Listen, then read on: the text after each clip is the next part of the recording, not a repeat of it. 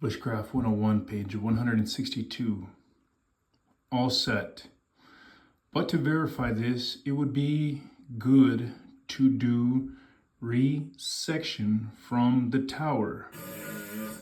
Take a bearing on the objects you can see from where you are standing and use the reverse azimuths to draw lines on the map.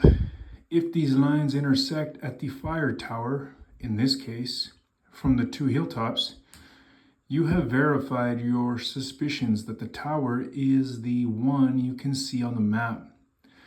This sounds easy in this example, but in deep woods or summer growth, it can be nearly impossible.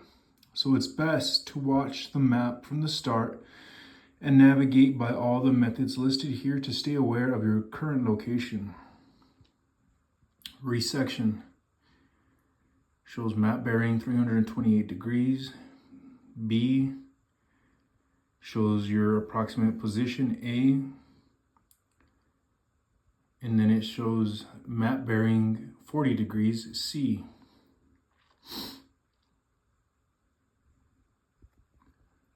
Page 163. Here is a funny story that demonstrates just how easily folks get lost. I was in the woods one cold winter morning, less than 200 yards from a main road where my vehicle was parked. After about 30 minutes, I heard another vehicle drive up and park in close proximity to my own. I began to hear a crunch of snow coming from behind me.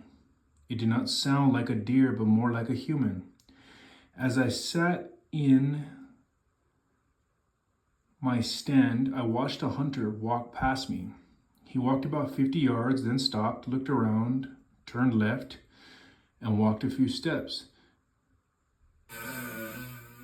Then he stopped and looked around again. After a couple of minutes, he walked a few yards back to the right. At this point, he began to look around him, as though he was not sure exactly where he was. Mind you, he was only 200 yards from the main road.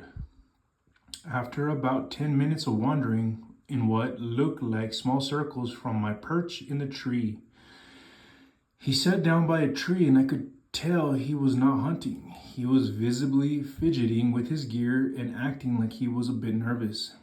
After a few minutes, he began to walk again, but this time I coughed so as not to scare him too bad by calling out. When he looked in my direction, I simply said, "Your car is behind me about 200 yards. He replied, "I knew that," and walked off abruptly. Upon seeing my car, he should have known when he entered the woods that someone else might be about.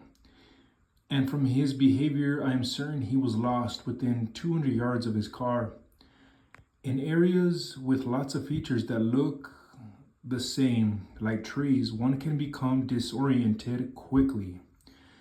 You should always take a bearing from where you start so you at least know the direction to return. Obstacles. You may encounter many obstacles during your tramps, and you may have to either circumnavigate them or cross them. Circumnavigation of an object, such as a lake or pond, is pretty simple. You can choose to do one of two things depending on the situation. End of page.